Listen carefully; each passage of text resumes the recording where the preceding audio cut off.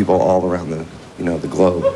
But to live in to have 3 companions, so to speak, rather than one significant other or whatever, we are 4 living in a can, basically rolling around the States and stuff, and it's very tight quarters and tight living. You can't do this alone. We need each other to get through this. It's the headspace is pretty trippy.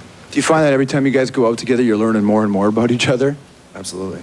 Is that good or bad in this band? I think it's great. I mean, I think that's I know some things I don't want to know. Yeah. We probably don't want to know either. Like the maturation of the band, like on the new record, it has a more grown-up feel to me. Well, and the difference too is that the master of what of the band? The master of puppets in the band. Maturation. It's I think it's about $7.59. This is growing up in the band. Well, what you've done differently, I think, is that the issues are a little broader, aren't they? I mean, as opposed to being necessarily about what you guys are going through and growing through, as you were growing up. Now it's sort of become a little bit, more broad-based. I think it's kind of a global theme or a universal theme of what, of touching on all of the things that it is to be human. And we didn't want to leave anything out, so we used our own little ways and that we keep amongst ourselves to be able to touch on everything and be sure that we didn't leave anything out. And then just put it down, and it was great. I think a big thing for us, we talk about letting go of ego and being sensitive to the people around you.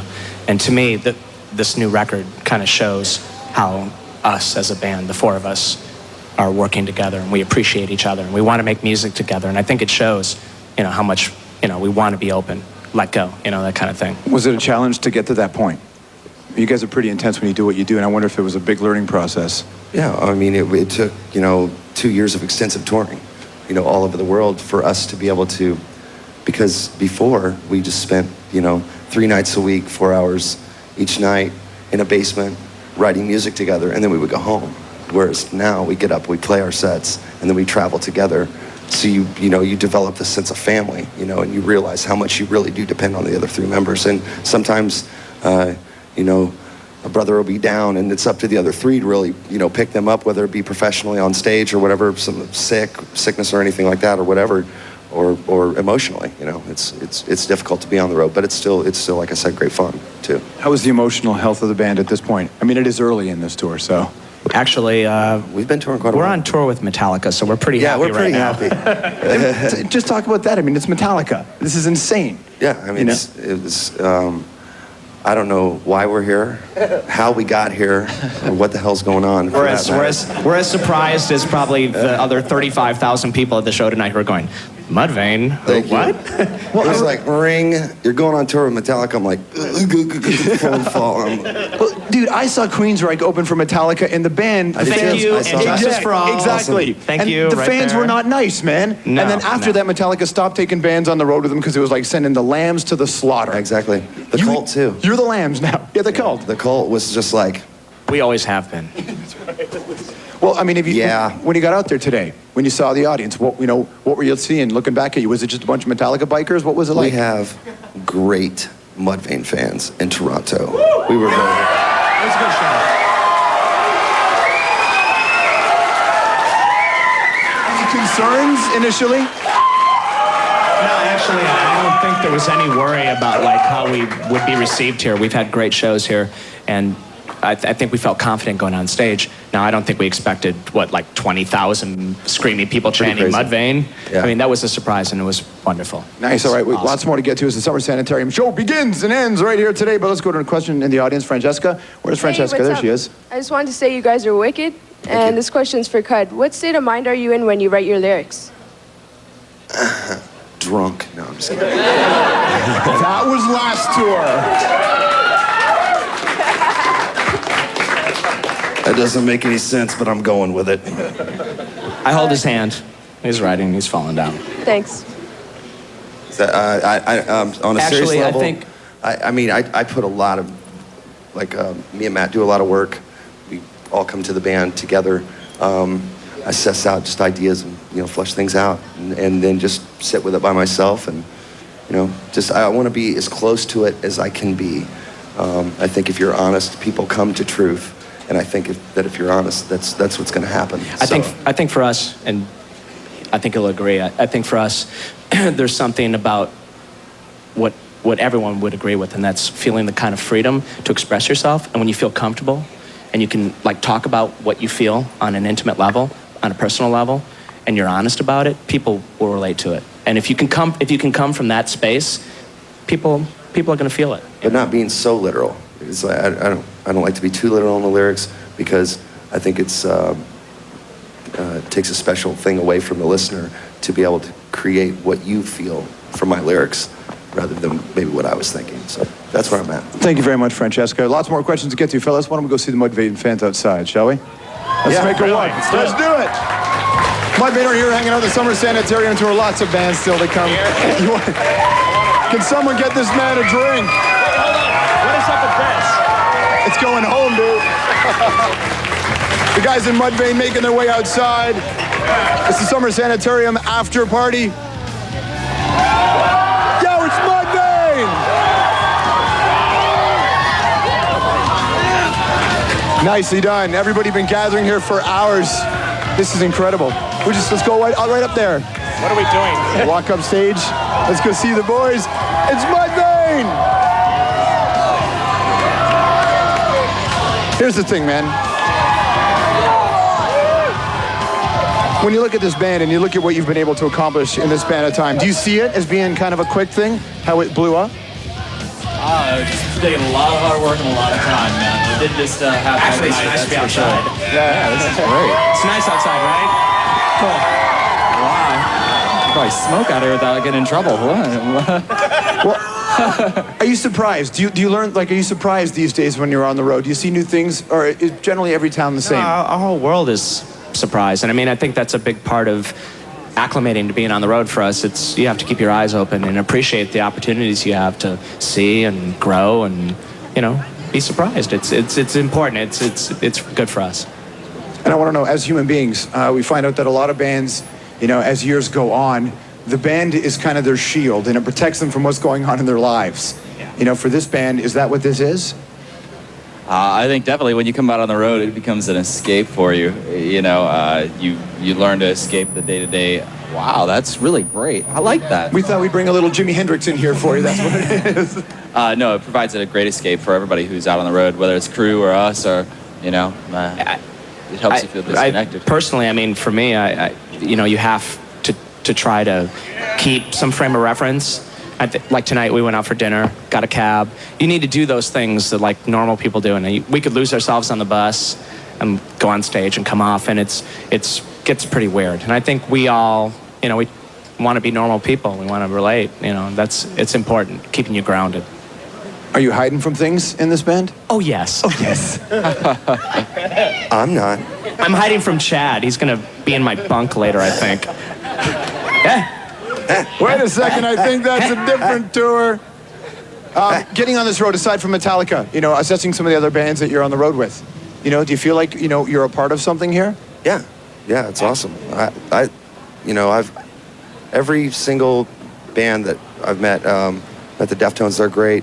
I had never met Linkin or Limp Bizkit before, and I met Fred last night. He was really cool, super cool, and met Lethal today. And I mean, everybody seems like we're a traveling circus. Everybody's gonna get to know each other, and we're gonna have fun with it. This is only 2 days in, so we're real excited, to just press on. Awesome. And July, if you're watching this in Montreal, they'll be playing July 20th in Montreal at Parc Jean Drapeau. It's a chance for you to be involved. An email. Let's take an email right now and find out if the guys that have a question for your friends in Mudvayne. It's Mark from Ottawa. It says, hey guys, just inspire them a lot. They love the new CD. But notice there's, I guess, a difference from the first CD. Less screaming, more melody on the new album. I still scream. Yeah! He's saying there's less. I would say probably anybody who listened to our last album, like the whole thing, would have noticed there's that dynamic movement, and that's something that we've always prided ourselves on, and we want to let our fans and audience be exposed to that. And the people that haven't heard us, we want people to hear Chad sing, because he's a great singer. I think so. Yeah. Nice. There you go. Thank you very much, Mark from Ottawa. You can always, of course, email us throughout the show. Right now we're talking to Mudvayne. Let's go down the street. We've got another question for the guys in Mudvayne. What's going on, man?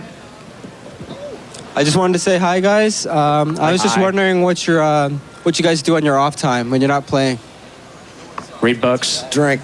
That was last tour. Mine always comes back to drinking. All my It always answers comes have to back do to with drinking. Sorry, and drunk. And have to be honest. I hang out at home and play with my dog. Can you break it? He's got a little bulldog. It's very cute. I got an English bulldog. I think the I best hang out thing. with my I think the English best bulldog. thing about his English bulldog is the name. Tonka, Tonka? As in the truck? Oh, yeah, rules. as in the truck. Awesome. That is cool. You read books. What are you reading? Right now, well, I just started Karamazov Martha Brothers Stewart, by Living. Dostoevsky, and I read lots of comics. It's all right. You didn't answer the question, man. What do you do in your off time? Play with fish. Fish. I'm not He's sure got a that's- fish tank at home, and he gets in the tank. He's got his little snorkel on, and he swims around in the fish tank with his fish. He loves his fish. Yeah, he had to be licensed for it, actually. Nice. Fish sounds like it's code word for something. That's what it could be. It's a phallic symbolism Code word, yeah. thing. You know, I play with my fish. Nice. Well, then I think he should be waiting for you to get in his bunk, Chad, later on. And that's the thing, the importance of having days off. You see a lot of bands who don't take those days off and they put themselves through relentless touring, and it almost kills them. You know, do you guys go into this planning like we can't do too much here? I think on days off, we like to enjoy our friends. We hang out with our crew. We love to have good meals, and just relax and do things like other people. We had a day off here one time. Me and Matt actually Oh, rented dude, this rules. a Toronto, I miniature. love Toronto. What happened here? Shut up. I'm sorry. Tell him. Show your love for Toronto, but don't do it in the middle of my sentence. We were riding, we usually bring our mountain bikes out and stuff like that, so we're riding our bikes, and we rented a small speedboat. It's like a two-man And speedboat. went out on the lake, like to where we were jumping waves, about to break our ribs, because there's no suspension on I the boat. hurt so bad for 2 days, but you know what? I think I hurt more from the laughing, because Yeah, we were yeah. laughing hysterically. We went so far out, we couldn't see the skyline anymore. In a boat about as big as this chair. Yeah, exactly. Yikes. Be safe Excited. when you travel. The guys in Mudvayne, thank you very much for coming in today, man. Thank you very much for having us. Thank you, Toronto. Mudvayne, boys! The MuchLOUD Summer Sanitarium after party will continue. Stick around. We talk to the Deftones next.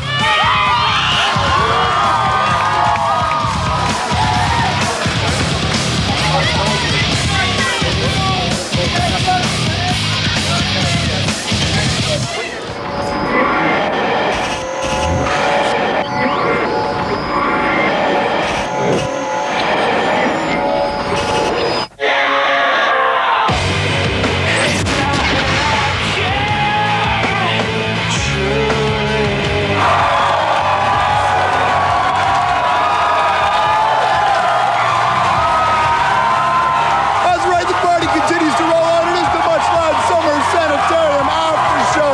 Awesome for the guys in Mudvayne to show up and be a part of it. The bands continue. Metallica's on the way. Your friends in Linkin Park. And here come the Deftones. Check it out. Look at that. They're back. They've got a self-titled record.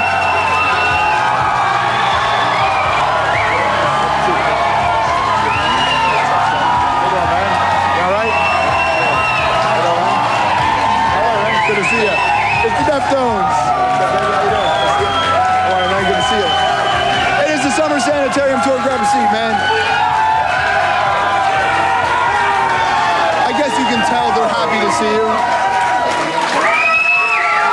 How did it go? How did it go?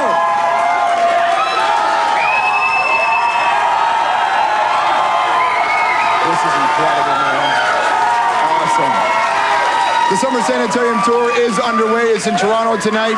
The Deftones are here. How'd the show go today? What's happening? Show workout? Everything went well today on stage? Everything's all right. It's getting better. It's getting better for us.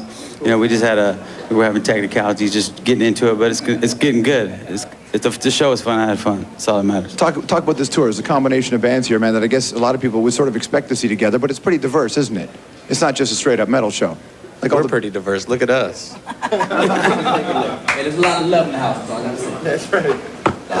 lot of love between everybody. I mean, talk about getting on a bill like this. Because there's so many bands, and obviously it's a very competitive stage. You got a lot of fans there. Do you approach a tour like this differently? Not really. I mean, every time we play a lot of different types of shows. I mean, we can kind of go. We're the type of band that can go into any kind of environment and just do what we got to do to get to have a good time. And this wasn't that much different from anything else. I mean, we just got done doing a club run, right, coinciding with the release of the record, and that was like 10 shows of like just straight up clubs, like small places that we used to play back in the times, and it was way different from what we've been used to, because right before that we were in Australia doing festivals, 50,000 people every night. So we're pretty adaptable to any situation. I saw you guys on stage years ago playing alongside like the Specials and Rancid as part of a Warped Tour. And the thing is when you're doing this kind of music, I remember that. It was crazy. They pulled a plug on you, I think, here in Yeah, Toronto. you got shocked that night. Remember that? Oh yeah. And the power went You got down. zapped. You're electric. Is it the kind of thing where you'd be bored if you were just, playing shows with, rock bands? Would you be bored? I mean, if you like a lot of bands just sort of stay within their own genre. I think we make our own fun no matter what. I mean, that's basically what it's all about. I mean, like I said, there's a lot of love bouncing around the walls, but we create our own. But I mean, fun. we have fun playing the music we play. I mean, we have fun making it, we have fun recording it, we have fun playing it, and we're lucky that we're able to do it and come out here and people enjoy it. It's like usual, this record sounded like you guys made it on your own terms. Do you feel any outside pressures from people? No? No one's coming in saying, here's what we want you guys to do? We feel it, but we laugh at them. There's always deadlines and shit like that, but I mean, we go, however long it's going to take us, that's how long it's going to take us, and we just do it at our own pace. Do these end up turning out the way you think they would? Or do they change on the way? Come on, Chief, give us that.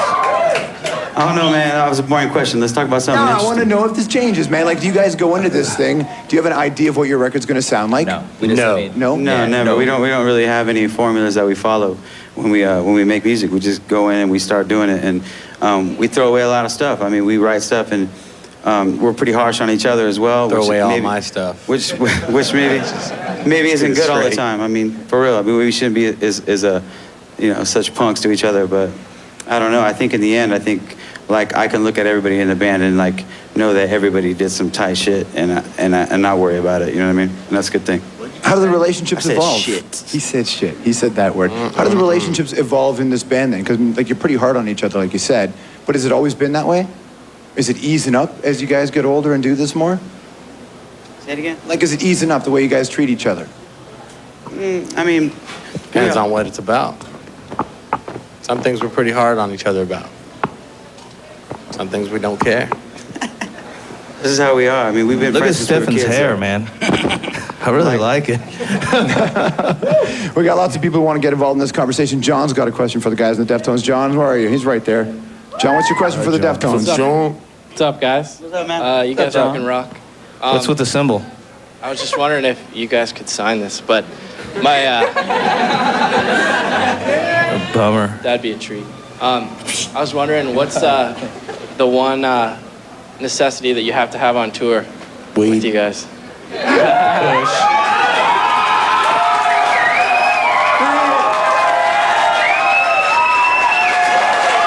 Is that true for everybody in the band? I just got to bring music. I always, either had to have a iPod, CD, something like that.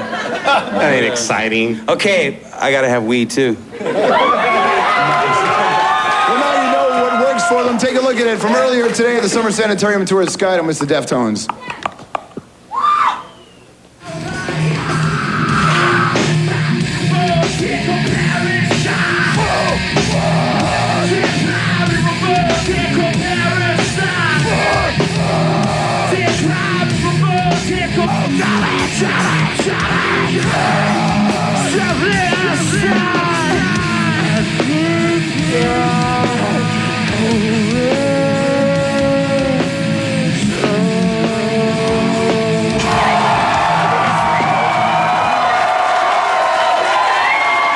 There you go, from earlier today, it's the Deftones, the Skydome for the Summer Sanitarium tour.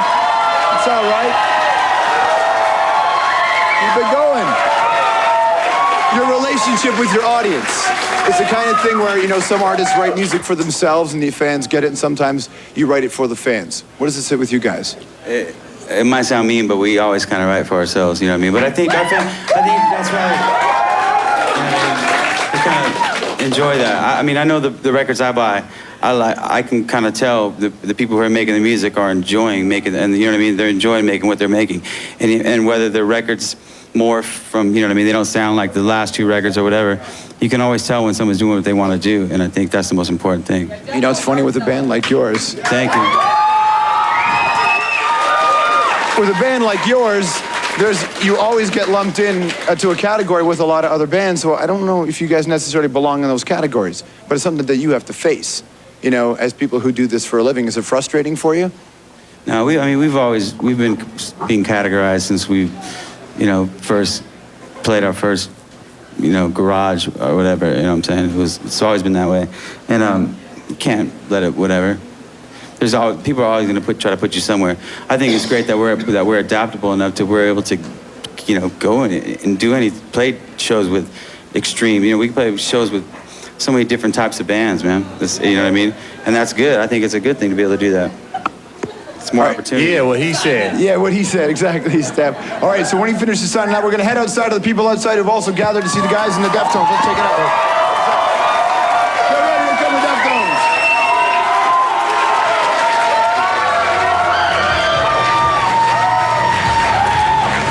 Lots more bands still to come on the show today. Of course, Linkin Park are going to be here, and the guys in Metallica as well, as we head outside with the Deftones. Oh, look at all this smoke. Nice. Hey, it must feel like your tour bus, eh? The Deftones make their way. We'll head up there on stage, guys.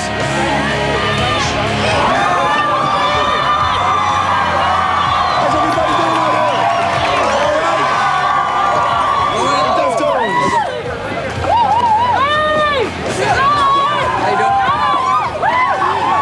Chino signing autographs, making everybody happy. Let's crack it. Nice. All right, so answer me this question then.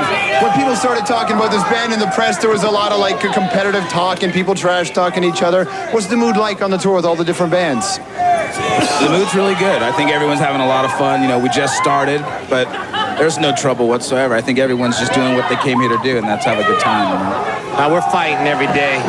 Every day? Well, that's the idea. You know, everybody just naturally assume that there's some kind of competition between all the different bands on the bill. Is there any of that kind of competition? Not anything more than just, you know, trying to hype everybody up and get everybody to go out there and do their best, you know what I mean? You know, it's still got to go out there and work. You know, Metallica fans are good, loyal fans, you know what I mean? And they're not going to let any band just come up and open up for them and just like, you know, not have to work for it, you know what I mean? So you definitely got to work for it, and it's a good thing. It makes, you know what I mean? It makes you just try harder, that's all. When you were guys, I mean, I think you were quoted in a couple of publications as saying that, you know, you're up on this bill with bands. And were you quoted correctly? Talking about bands like, I guess, Limp Bizkit? I don't know if I was or not, but I think it's a lot of BS, just the whole fact of just trying to, you know what I mean, sell copies of a magazine to, you know, by trying to make me out to look like, you know what I mean, I'm just, you know, I hate everyone or something like that, because, you know what I mean, actually, all these bands are good people, man, and I've known them, a few of them for a long time, and it's a good thing. Like I said, I would never want to say anything bad about any band who's out there doing what they want to do and having a good time doing it. You know what I mean? Who am I to say anything about it? If I don't listen to their music, that's one thing, but you know what I mean? I have nothing to say. Now, like you mentioned off the top, you know, you're playing with Metallica and those fans are very loyal. Was there any kind of inner sort of, oh my God, we're going on stage, you know, to this audience, and you just know that the fans are relentless? Did you have, I mean, when you're out there and you're opening yourself up, do you feel that at all? Yeah, totally. I mean, they're strong, man. You can feel their energy, you know, straight come off. So, I mean, it makes you work harder, though. So.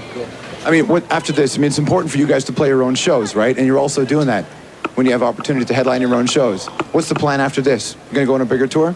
Well, I think we're going to Europe after this, and we're taking a Perfect Circle as another band out with us. And, hopefully we get them back here with us as well. So we're thinking about doing a whole Canadian tour, pretty much.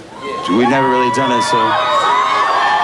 Deftones bringing the show to Canada. That would be awesome. They're actually playing in the first week of August. You can catch them. They're not going to be in Vancouver, but this Summer Sanitarium tour is going to be in Seattle at the Seahawks Stadium. So if you want to drive down there, you can check out this show there. And like we said, July 20th, they're going to be playing in Montreal as part of the Summer Sanitarium tour. For you guys, what's blowing you away now that when you listen to music? Is there something out there that you actually find interesting? Well, if you guys don't get mad at me, I love Justin Timberlake. I can't help it. It's just good. It's just good. It's good music. Chang is up. I like a lot of stuff, man. You know what I mean? And a lot of underground stuff. You know, I like searching for music. You know what I mean? Having to go kind of dig through stuff and find things. You know what I mean? And you find a lot of good stuff if you look for music that way. You find in this era, there's so many ways to learn about a band. It's kind of like that little mystery's gone. Yeah. You know, that used to be there. A lot of it's like right here in your face all the time, and it you know, it makes it sometimes not as interesting. It's good to go out and find stuff. I mean, for you guys, when you're putting out, you know, this kind of music, do you take a look at this band, the Deftones, and say, we have a lot of life in us, or do you just take this album by album? We kind of take it album by album. I mean, I do at least. Steph, what you guys? Man, we'll be around forever. You know what I'm saying? Write that quote down. Like cockroaches. Oh, nice, yeah. But not everybody wants cockroaches. Is this that kind of band? What's that? Good kind of cockroach. Trip. I mean, and you take a look at this band, and I see the bands that you're on the bill with this time around, and I wonder where you're going to grow. Because I think a lot of people expected this record to sound different than it did.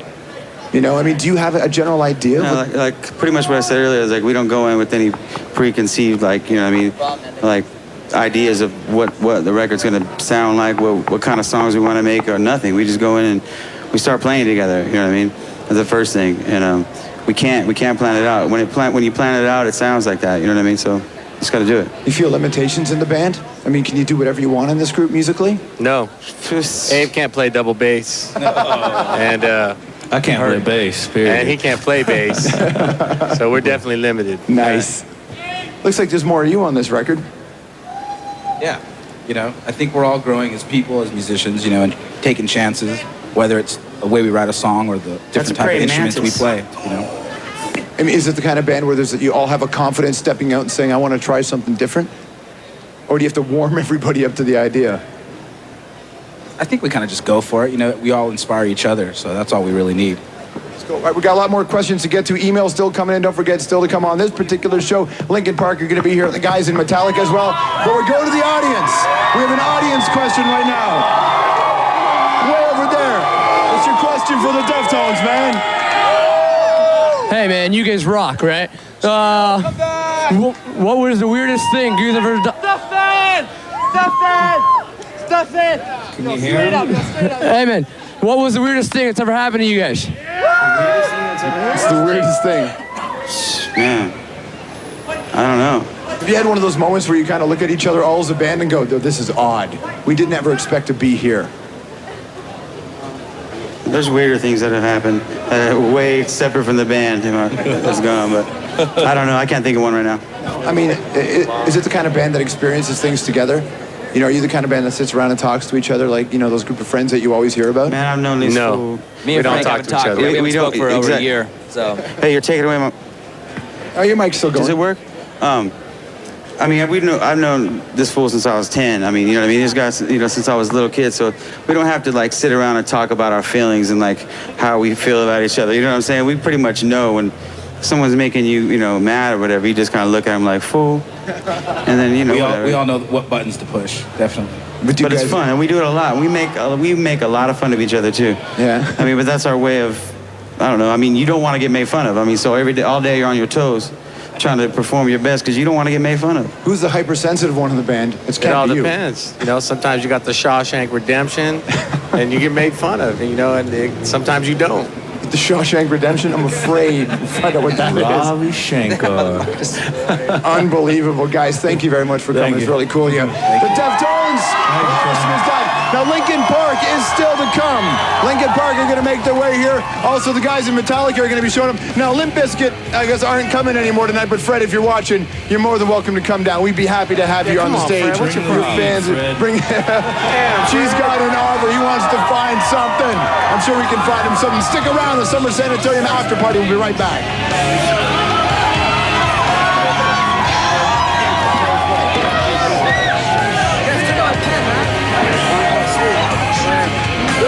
guys played at Pomona in San Diego. It was an awesome show, man. You guys are the best. They're in the studio.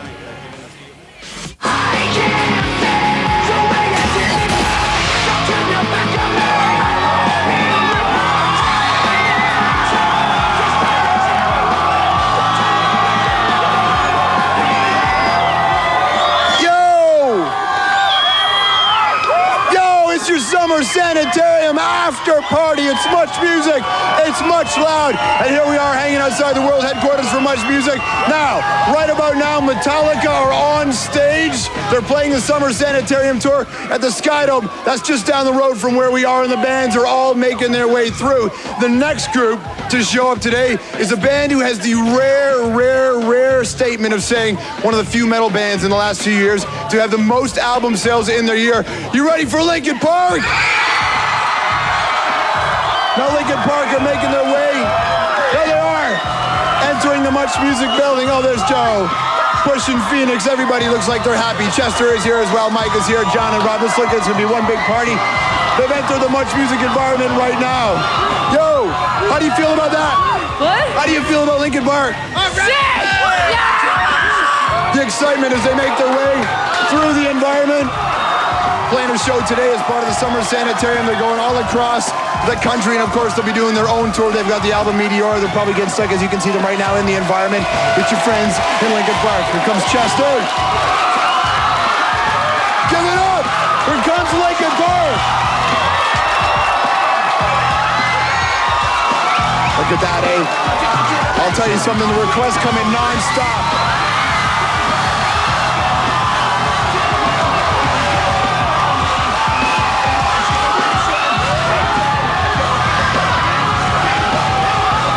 They're meeting the fans. People are losing their mind.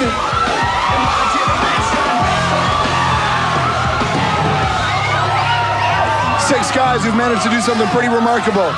Selling a lot of records, keeping their fans, and they're back with a new one, Meteora. The idea of seeming timeless, we're going to talk to them about that. We're also going to talk to you about that. You can email us now. You can start phoning us as well. A chance for you to talk to the guys in Linkin Park. It is your MuchLOUD Summer Sanitarium after party. Dude, it's the Mountain Man of Rock. Nice to see you, man. Good to see you, man. All right. Phoenix is here. How are you, sir? Nice show? Nice for your dog. The guys in Linkin Park making their way. There's Chester and there's Shinoda. So, how's everybody feeling? All right, man. We're just excited about everything going on here tonight. Very cool to come down. Don't forget, you can email and you can phone. A chance for you to have a conversation with the guys in Linkin Park. The excitement, people are going crazy, getting ready, and don't forget, still to come on this show, the almighty Metallica. And Chester Bennington is in the house. Good to see you, man. Nice to see you. Right on. And Mike's still signing autographs. Yeah, Mike's a trooper, man. What's up, Mike? I love you so much. Signing autographs. Can you ever get used to this kind of thing? I don't know if anyone knows this, but Mike Shea actually holds the world's record for most autographs. He does, eh? He's Mr. Shake Hands, man. We've almost missed shows because he's signed autographs. Hey, sign my I will let him keep going. Hey, I need to go up there. You know we like to call Mike we'll come back, behind okay? closed doors? What's that? The glue. The what? The glue. You call him the glue? Yeah, tell the glue to get over here and Hey, sit down. glue!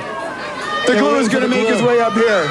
The glue. Check that out. Mike Shinoda. Hello, man. Good to see you. Welcome to the show. It's the guys in Linkin Park. Okay, we're doing it, man. How'd the show go today?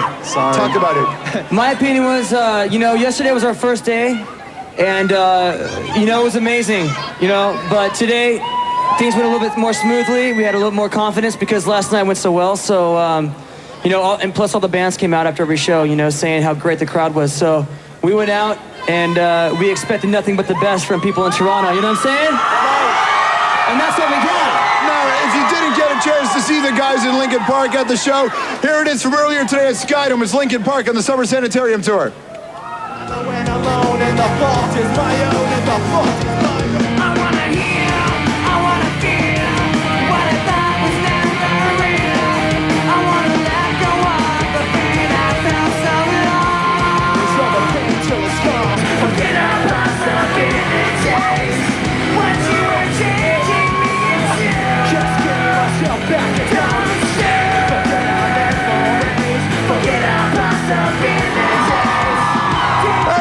Masters of Rock, Linkin Park from earlier today at the Sky. That means the Summer Sanitarium tour.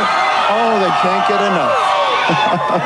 What happened to the rest of us? The rest of us? No, man, that's cool, dude. Everybody make some noise for Mike. Come on. It's like a 1.5-man band. Yeah, man, Mike kicked ass tonight. It's like mostly me, and then there's a couple shots of me and Chester. That sucks, you guys. What's up with MuchMusic's camera crew? Yeah, dude, whatever, Mike. Look at these two guys. Look at these. $50. They've got the camera on me right now. Come on, get over there. Over Get the here. rest of the fellas. You, over here. Mike slipped you guys some cash before we came out, didn't he? Mike just said, man, make sure I'm represented on the program tonight. That's what it was all about. But they have guitar mic and no guitar mic. Oh. I'll get you that. You want guitar? He's like an action figure. You have to do a bit of both. We'll start with this. We're going to get into the record. You have a new record right now, and the idea of being timeless. But you know, you have that interesting position. It's good and bad, but everything hits so well for you on your first album.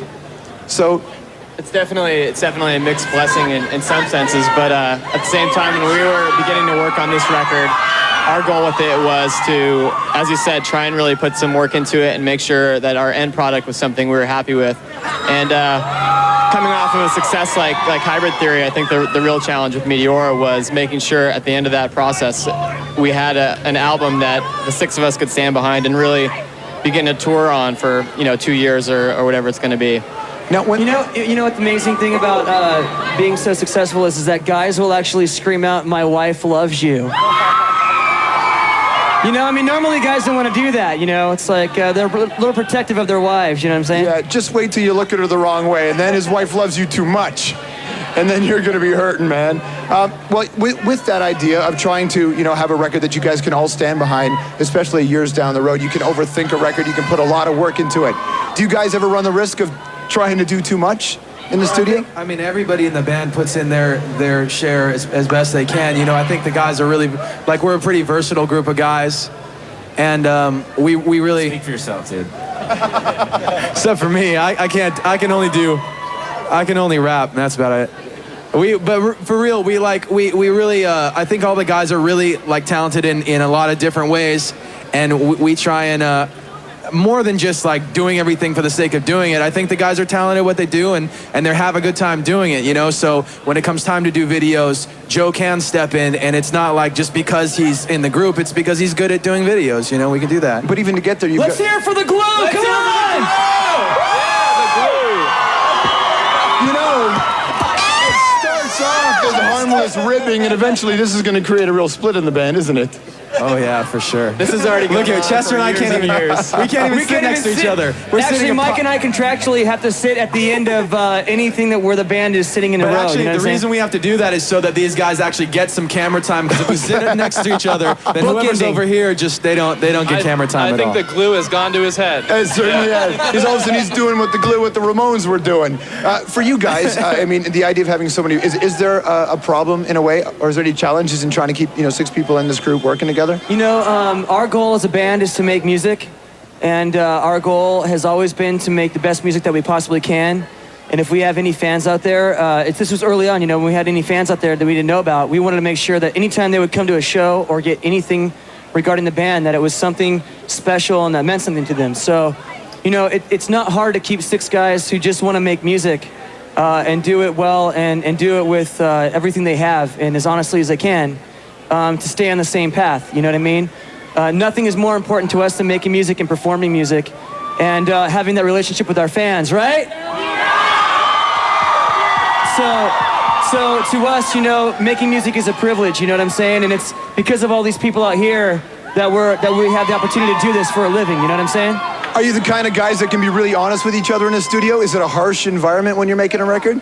Yeah, it's pretty hard. I think we're definitely blessed with the fact that the 6 of us knew each other prior to starting a band, and that helps with communication across the board. It's not just in the studio, but it's the ability to be honest and to be able to respect one another and what a guy's telling you or what somebody has to say. If you respect the person, here we go. It's like sometimes I'll talk over Phoenix and he won't mind because we've known each other for so then I'd long. actually talk over Brad, but he wouldn't care either. He wouldn't care either. Or I can tell Brad that his interjections aren't funny, and And I could say that's an opinion statement, not a fact. This is But what then we happens can when have you have philosophy students and UCLA students who get together. we can say how many of us think Brad's joke wasn't funny, and we can raise our hands. See, like this. And it's 5 to 1. So yeah, So the Brad's joke wasn't funny. It works like that. That's how the diplomacy in our band works. Beautiful. You better start getting a solid lawyer, man, to make sure you're taken care of after this whole thing. Let's talk about Brad's beard. Yeah, I saw that, man. I thought, holy cow, the mountain man has showed up. What's going on? It's actually not real. It's what they call stipple. I have a makeup artist come before every show and actually glue individual. He glues the hair that I strands of shave hair. off of my face onto his. Can you grow that much, man? Which is actually taking a really long time, considering that I can't grow a beard. Or any facial hair at all. The guys in Linkin Park are here. You can contribute. Obviously, you can email us. If you want to email us, do it right now, or give us a phone call. You know the phone number to call us right now to have a conversation with the guys in Linkin Park. But first, we're going to go to the audience. And Mike, where are you, Mike? I'm right here. There's Mike. What's your question for Linkin Park? My name's Mike Pelly. I'm from Paris, Ontario. Your show was awesome today. I almost died. I did. Thank you, Mike. I almost died. But my question is, when you guys were younger and you were growing up watching Metallica and listening to them, what's it like to actually be on their tour now? Well, it's pretty crazy because I'm a huge Metallica fan, and for me to say in this point of my career to say that I've toured with Black Sabbath and Metallica, within a couple years is a huge thing for me personally. You know what I mean? Like these are bands that I was only dreaming that would still be around. When I was at least my age, or at least in an opportunity to play with them. So it's a huge honor. It's kind of the type of thing. Bro. It's kind of the type of thing too, where. That guy shows a whole other opinion because he's a hardcore Metallica fan, right? Nice. Yeah. Well, you got to think of it too. Sometimes we suck you got to dick. think of it this way, like. A lot of us are doing music because of bands like Metallica. We went to see these shows and we got inspired in that, and we're making music today because of groups like that. And to be able to go on the tour and maybe say thanks or do something like, just warm the crowd up for them that's our something that we're happy to do. Where's your confidence level when it comes to touring this record now? Do you guys feel like you have it down? Or when you get on stage, are you puking and doing that stuff? We actually had the privilege of starting out touring for Meteora by doing a number of special shows for the LPU, which is the Linkin Park Underground fan club. We actually surprised them by doing shows for free in small clubs. So that was a really great environment for us to kind of gain our confidence back and also learn to play the songs that we had written in the studio. It's funny. People underestimate the value of a street team. We were doing a Kid Rock I&I special show out here one day, and I jumped out right on that street, and some kid was holding up this big Linkin Park sign, and your record hadn't even come out. People weren't sure who you were, but the street team was already working for you. And don't you have pretty much all the same people still working with you? The thing about the street teams too is that they've been with us since the very beginning, and so much of what we've been able to do is rides on their shoulders. So we have a big debt of gratitude towards those people that were there from the beginning, and then in addition to that, people that continue to support us today. And obviously, word of mouth is important, and the internet is important. Emails are coming in. You can, of course, ask email questions to your bands throughout this entire program. We'll go to the screen now. Hey, this is from Linda. Hey, what's up, fellas? Basically, the song Hit the Floor. She loves it. She likes to know how you come up with the ideas for the music videos. We turn this one over to you, Joe. How do you do it, Joe? Growing up, I read a lot of comic books, and I have a lot of bad dreams, and sometimes I have nice dreams. This sounds like the beginning to the Hulk. Yeah, no, I draw a lot, so I spend a lot of time sketching, and I used to work in special effects, and that's kind of my film background. So I think of all these crazy things, and now that I'm a so-called rock star, I can make those things come to life, Sure. I mean, that's the idea. Now, you two, obviously, art school, you got the thing. Is it the kind of thing where the other guys in the band sort of show up and say, hey, we have an idea for what we want the video to look like? Yeah, actually, we just shot a video for an upcoming single. Can't tell you what, but Chester and I kind of talked together on the phone, kind of going over some ideas, and that turned into the idea that we shot. We actually went over to Prague to shoot part of the video, so it's cool. It's a little different than stuff we've done in the past, but... Well, you can be sure when that gets done that we're going to take care of it here. More conversation with the guys in Linkin Park, but first, check it out. It's Faint. It's Linkin Park on your MuchLOUD Summer Sanitarium After Party.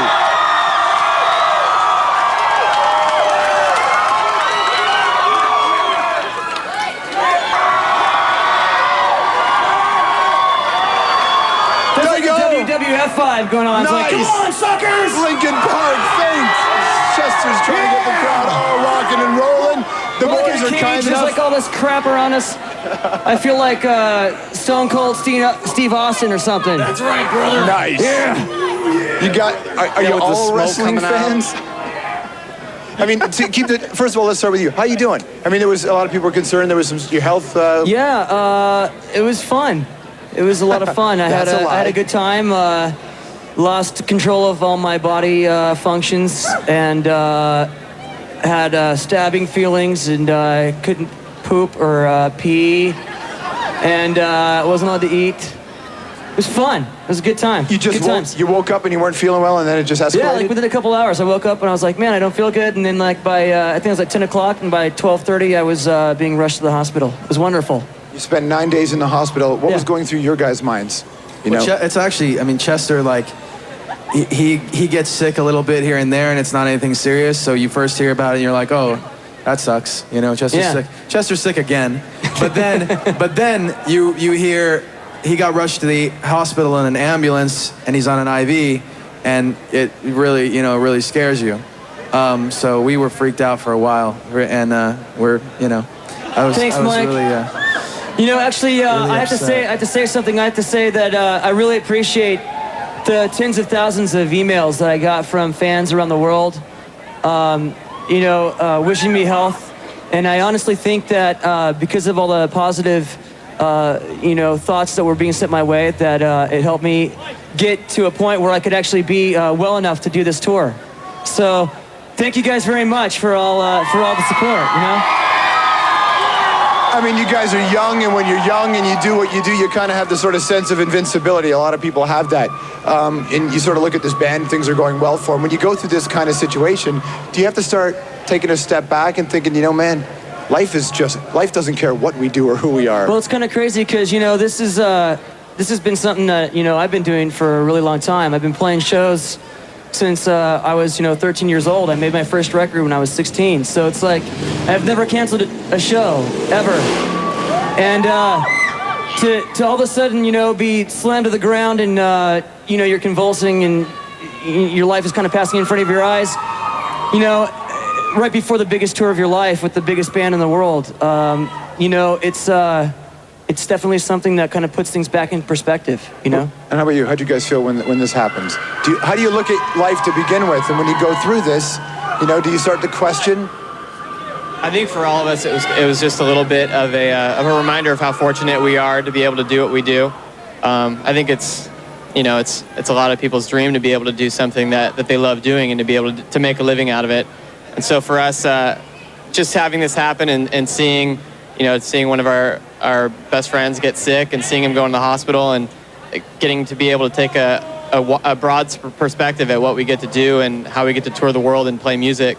I think it just reinstilled in us the idea that this is special and it's not something we should take for granted. Is it the kind of thing that you guys, may have started to take for granted? Just the position that you're in and moreover your relationship as friends?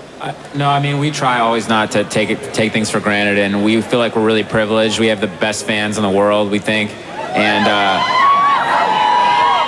we're honestly always looking for ways to give back to our fans and other people out there because we feel like we've been so lucky in our career, and we want to be able to do positive things for other people too. When you watch bands like Metallica, I'm sure you guys have all seen the stories, the behind the musics and all that. It's bizarre how all the cliches ring true, like all the time. Bands always go through these really bizarre periods. It's there's kind of a flip side to what's going on, in this business. And the thing is that bands put their lives into making their music. And, the road, when you get out to a place where you're performing every night in different places and you're ripped away from the things that you love and that are normal, you react in different ways. And I think a lot of people, no matter who you are, would react in a very self-destructive manner if you were torn away from the things that helped keep you grounded through your life. So what happens is you have to relearn how to take care of yourself, in a whole different way. Because, the loneliness you feel, the isolation that you feel on the road can get to you. And it's a blessing to be doing the things that we're doing, you know what I'm saying? Don't get me wrong, but they're still a part of being in the bus and in your bunk and backstage and separated from people and flying all over the place and having bodyguards around you. It kind of separates you from regular life, and that's a hard thing to cope with, you know what I mean? It's the kind of thing that you trying to stay grounded, you know what I mean, and trying to stay in touch with who you are and where you come from. That helps in a sense. Like I think that it helps when you're writing new stuff, when you're making music, when you're doing shows. If you can remember that, then that'll keep you on track and keep you, locked into the reasons you're doing it. If you want to ask a question to the guys in Linkin Park, you can send us an email. Right now, we're going to go to the phones way out east. Let's go to New Brunswick, and Mark is on the phone. Good day, sir. What's up, George? How you doing, man? Good. How you doing, Linkin Park? What's up? Not too much, man. Listen, first of all, I just want to say, you mentioned Grounded. That was exactly what I was going to say. I think you guys are one of the most grounded bands out there right now. What are you doing, following them? How do you know? No, I mean, just listen. I've been a fan since back when Hybrid first hit, man. And I just noticed lyrically and live performances and whatnot and DVDs that I've gotten to use, like you guys, that you're all really calm, down-to-earth, grounded guys. And I think that's great, and there's a lack of that in metal, in music in general, right now, like out there. Thank you, man. Thank you. That's Thank you very nice. much. No problem. I just wanted to know, and that leads me to ask you, what influenced you guys? I mean, obviously music. I'm a musician too, so I know what drives you to make your music. But what were your influences like growing up musically that brought you guys to be, where you're at today, like in your headspace to write and do, and kick, whatever to do it? I think one of the cool things is that all of us kind of have different influences, and we all have a lot of bands that we all like together. But Joe and Mike listened to a lot more hip hop than I think the rest of us did. I played drums to a lot of funk, R&B, jazz, all that kinds of bands like Sly and the Family Stone, Tower of Power, all that kind of stuff. And everybody kind of brings a different element to the band. So when you put us all together, you get something totally completely different than any of the styles that that influence us. Yeah, not only that, but we're fans of music ourselves. We grew up listening to bands that influenced our lives and influenced the way that we thought and perceived things. And that's a big part of what makes us want to make music, is the fact that we're huge fans of music. You know what I mean? It's like there's a lot of people out here in the crowd right now that are in bands that are influenced by a lot of other things. And they're out there making their own music. Yeah, they're not necessarily drawing from any particular thing. They're going to be sitting up here saying the same thing, because inevitably we were kind of acknowledging this at the show tonight a little bit. There's kids who are coming to the shows who are in those bands that are just so hungry. They're going to be playing these shows a few years from now. They're going to be changing people's lives as well. Absolutely. Which is a great responsibility. At least some of the bands will be doing that. More of the conversation with the guys from Linkin Park. Stick around. A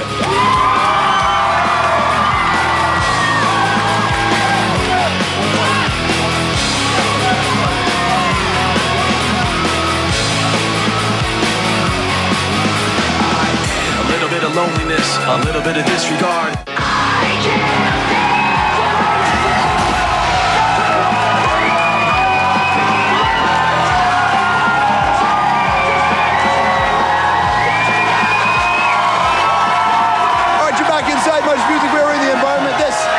MuchLOUD Summer Sanitarium after party. The guys in Linkin Park continue to hang around. Do you find that it is difficult to have a normal life?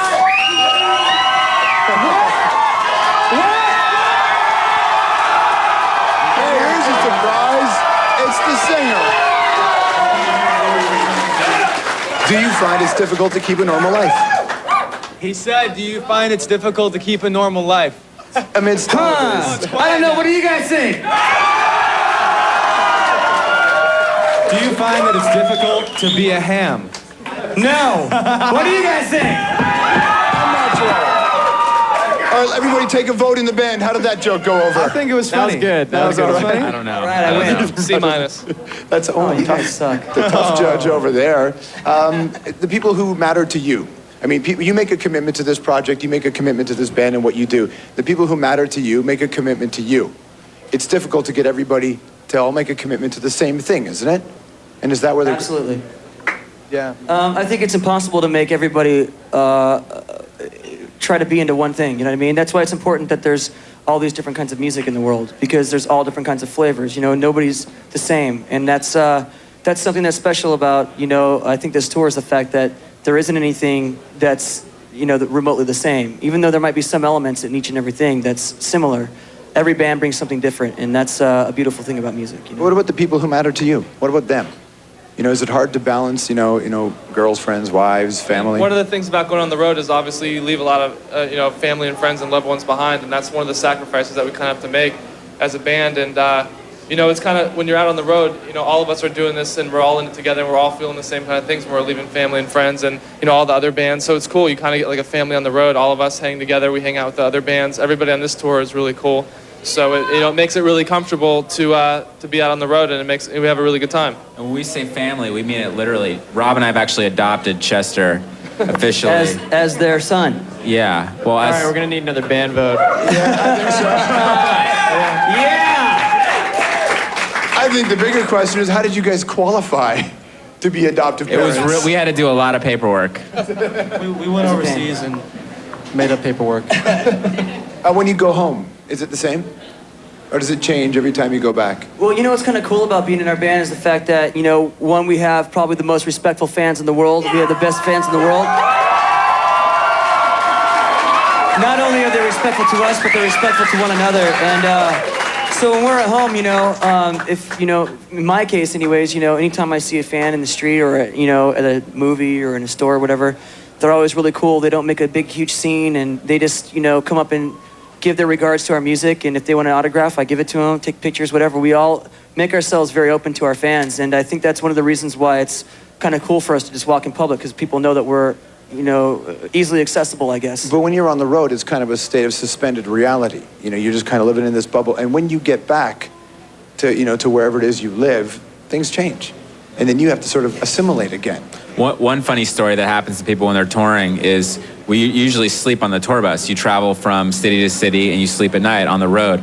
And you kind of get used to falling asleep to like the lull of the bus moving on the road. And so some guys actually have a problem when they go home sleeping in a bed that's not moving. You can pay for those now. Yeah. But is it like, when you get home, like your friends and families and relationships, their lives have to carry on? So, well, I think we all do a pretty good job of keeping in touch with all the people that have been important to us through our lives. Everybody in the band hangs out with the friends that they've hung out with their entire life. I still have my old boys from, growing up and everything. And I think they're part of the reason why I think that we're still grounded, you know what I mean? Because we stay in touch with the people that have helped us get to the point where we're at, you know what I mean?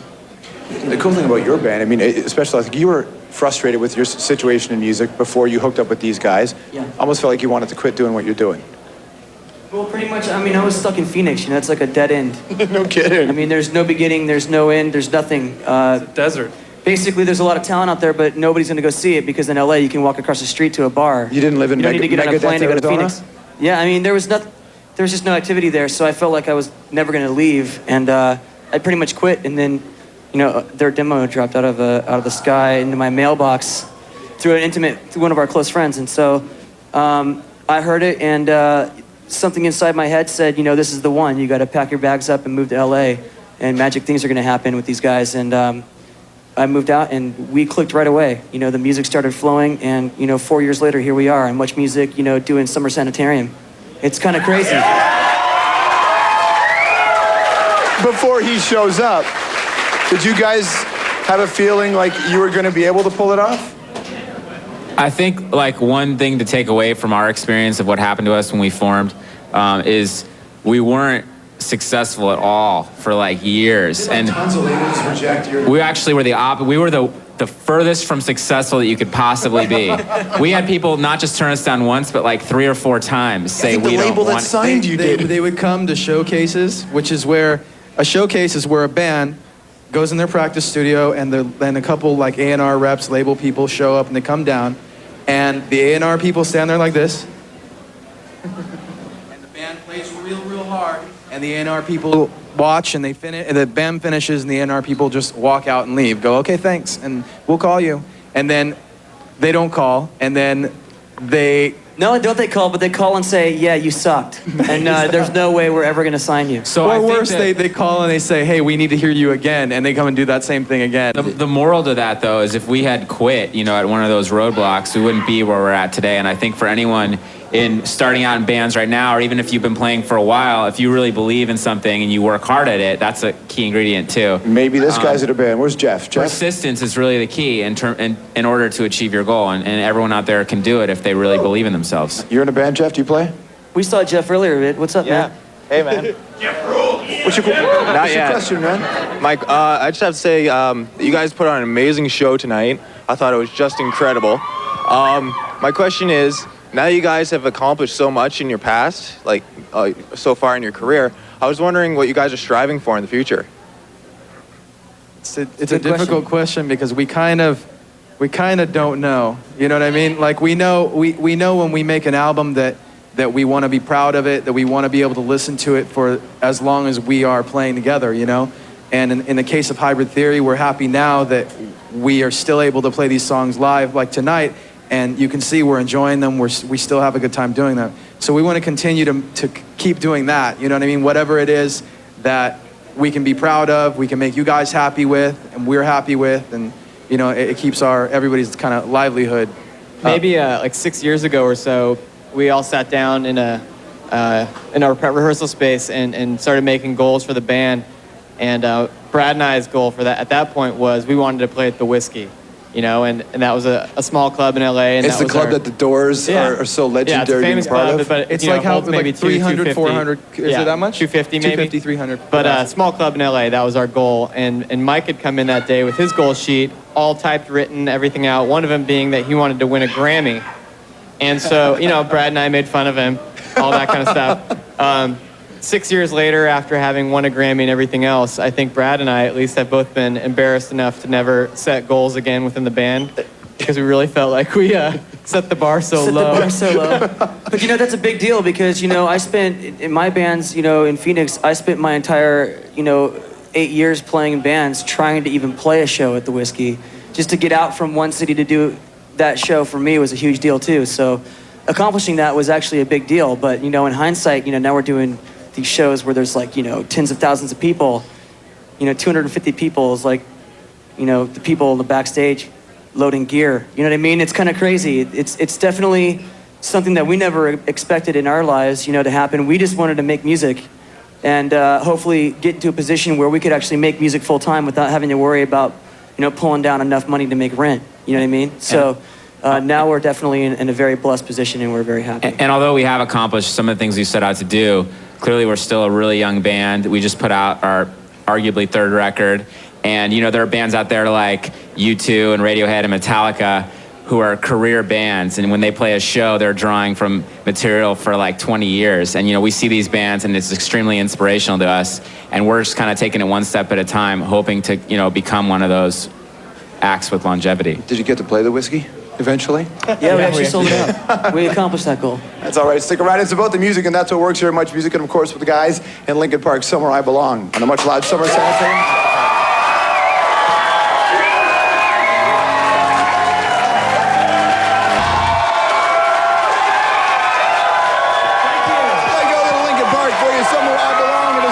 Summer Sanitarium after party age, getting closer and closer to the return to Canada of Metallica. They will be here. Linkin Park continue to hang out. You know, a lot of people pick up travel magazines because they want to find some place to go. You guys, on the other hand, get something else out of it, don't you? This record. Yes. Well, we didn't actually pick it up. It was just laying in the back of when we were on tour in Europe, our bus driver had left a bunch of just scattered magazines back there for people to check out whatever. And we just walked by it and saw it, and it just caught our eye. And it was Meteora, and there's a picture of it on the front, and that was just kind of, to us, it was something that it sounded cool, it looked cool, it had this like kind of timeless, epic quality that was what we were striving for when we were writing the album. And, you know, as a goal, I mean, that's kind of why we came back to that name at the end. The great challenge is to be timeless. The glue has spoken. The glue has spoken. What does the ham think of that? I'm the paste. You're the paste, nice. I'm actually the edible paste that they give you in elementary school. I think that's only on The Simpsons where they actually eat it. I actually ate that. This actually, we need to clarify, if we're going to keep talking about this joke, we got to clarify what it is. Because Brad had said in a couple interviews that I was the glue that when we were recording that I helped. You said that, dude. You said it about yourself, man. Brad said that in 2 interviews, and then I was interviewed by Rolling Stone. Yeah. Don't and Rolling question Stone the glue. asked me, I'm sorry. you know, That's hey, what they we were did. trying to push me to say, you know, so are you writing everything and all this weird stuff? And I was like, no, you know, that's not how it works in our band. It's like, you know, this and that. And I kind of told them what Brad had said, and so now these guys. Like, Yeah, are good making cover fun up, of me, man. make fun of me for supposedly tooting my own horn when I know that this guy said it twice before I did. Or it's Mike, Brad's if it's fault that not- he tooted his own horn. Bring up the attorneys. On the air, let it be known. I completely defer to the glue. The glue gets this one. The glue has spoken. 6 perfectionists in the band. Is that how we describe it? I think that's an understatement. That's got to be a real bitch to make a honestly, record. you know, it's like it's difficult to get yourself to be into something, let alone to get 6 other guys who have 6 other opinions. Well, that it's are completely difficult for different. you to get into something. Chester's like he doesn't like anything. I don't. He I- doesn't is that like true? us. He doesn't Honestly, like anything I haven't else. bought a record in like 6 years because it all sucks. So, Especially including ours. the only 2 I bought were our own, simply because I felt obligated. You know what I mean? So, You felt sorry for us? yeah, I felt sorry for no. You mean you weren't downloading your record? Actually, the cool thing about being in a band that you really enjoy is the fact that I actually like our music. You know what I mean? We actually get to create the music that we want to hear. So we're just lucky enough to have other people that enjoy listening to it too, like everybody here, right? Lots I more. had to do it again. He did it again. I think They they've got love a it. bet. They love it, right? They love it, dude. I think this is a bet to see how many times he can get the crowd going much more with Linkin Park as the MuchLOUD Summer Sanitarium after party.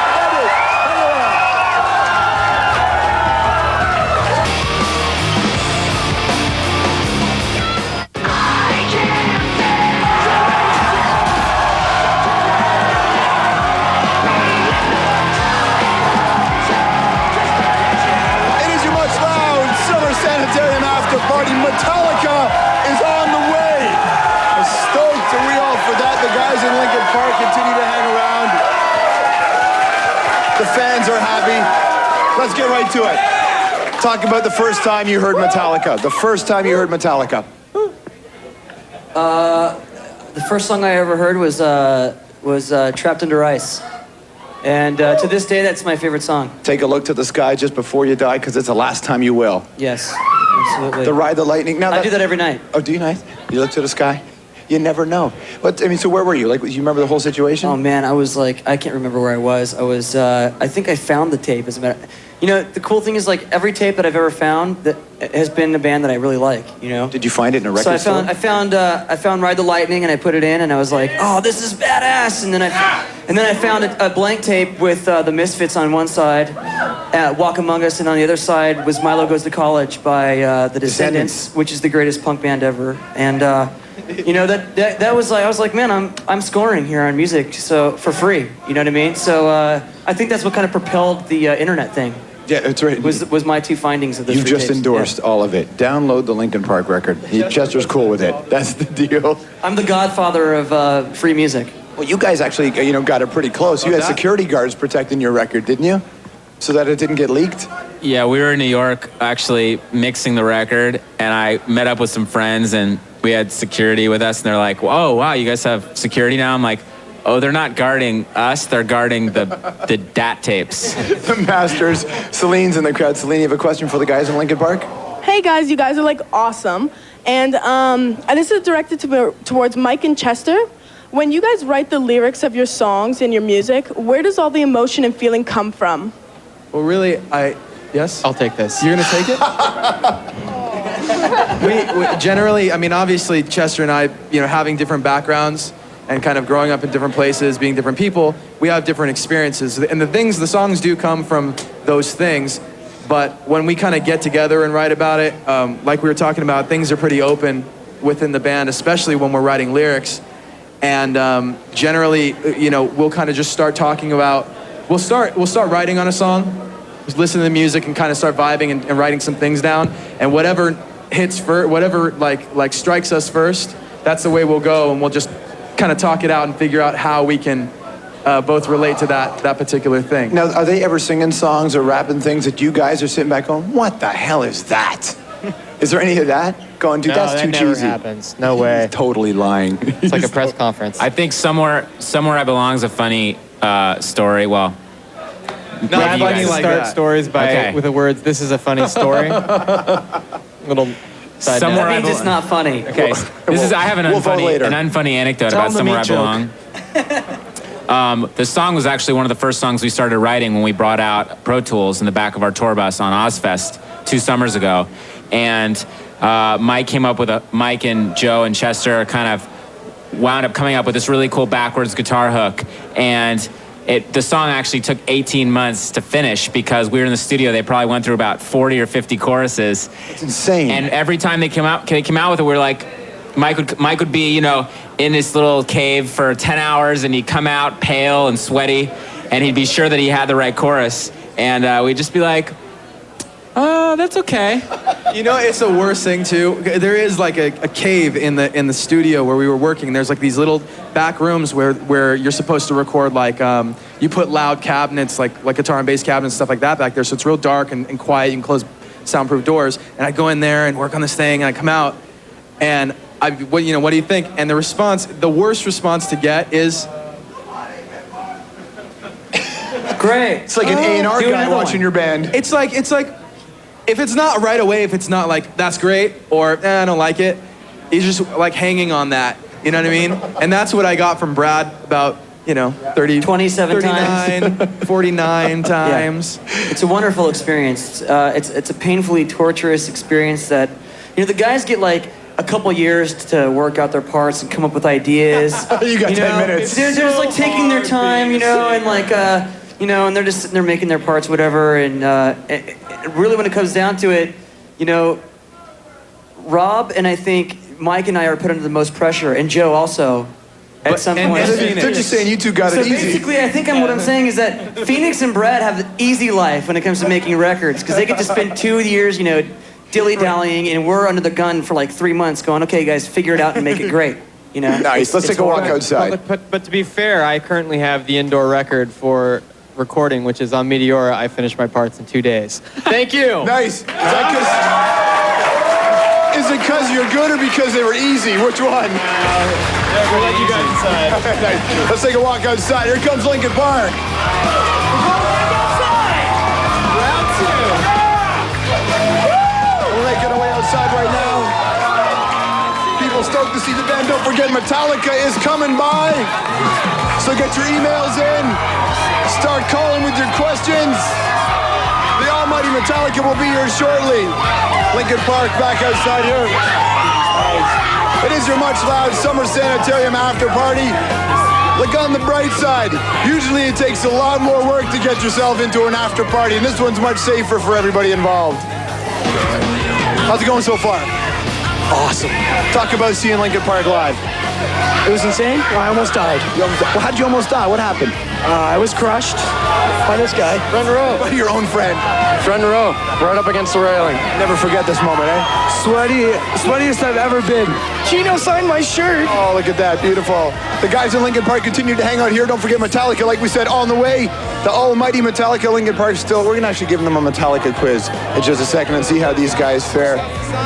We'll start throwing chairs in the audience. Yeah, I'm bored. It feels like come out for a fight or something. It is a little bit. I feel like I'm Hulk Hogan. It is a little bit athletic. I mean, take a look at this kind of environment. Is this the sort of thing you envisioned when you were getting rejected by all those A&R guys? No. That's the one-word answer you love, right? Yeah. When you ask a question. Did you ever feel like, this isn't working, or maybe this isn't going to hit? Not really, because even though we were always really goal-oriented, we were always doing music for fun. And it wasn't necessarily something we looked at as like a job or something we had to do. We always just wanted to go to the next level because we were enjoying playing music. And so there's never any real pressure. It was just a question of continuing to do what we love to do. Have you seen the other guys in the band sort of change a little bit? Have people changed because of the success? We kind of have like a funny joke, the "you've changed" joke, because people always assume you changed. So like, if some guy comes to the dressing room and goes, "Dude, my food order was wrong," we'll all look at him and go, "Dude, you've changed." Nice. It's kind of important though, isn't it, to make sure that everybody still remembers where they came from? Yeah, everyone has a nice way of reminding everyone else about that. You see all these fun little jokes going on within the band, keeping everybody honest. So what's going on, Metallica? Are they coming? Yeah, they're coming, I think. You know, Limp Bizkit didn't want to show up. Did Fred say anything to you before he left? No, I thought everyone was coming. I mean, this is an awesome little after party you guys are throwing. That's what all the after parties are like? This is what all the after parties are like, exactly like this.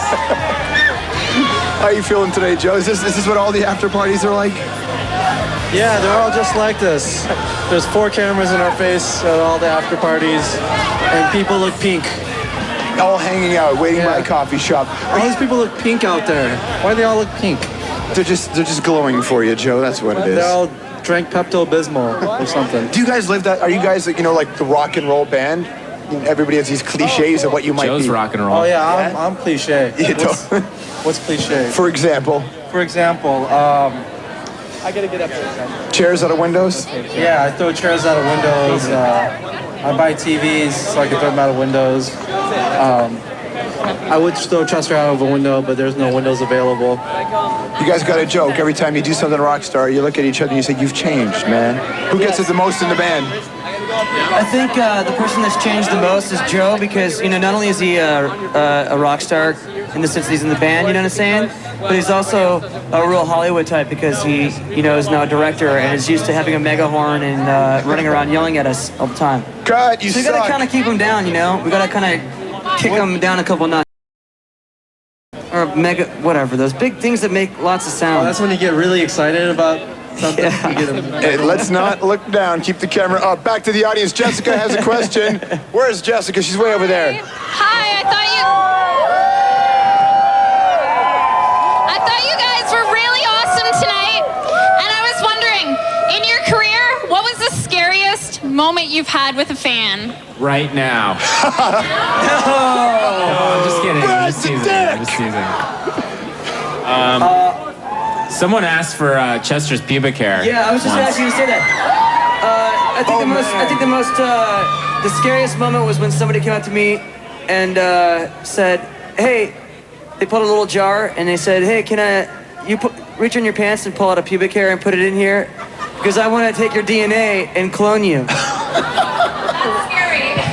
Yeah, so that was pretty frightening. The even funnier thing, Chester was cloned, and we don't know if this is really him or his clone. Right. What did she do with the pubic hair? Are you sure it was a she? I didn't give the pubic hair, but I scraped some goo from the inside of my cheek and gave that to her instead. Oh, that's appetizing. That's lovely. I mean, that's what it is, right? You sort of, when you write songs. Oh, yikes. Where did this one go? All right, this is Linkin Park. Okay, band vote. Was that joke funny or not? Raise your hand if it was funny.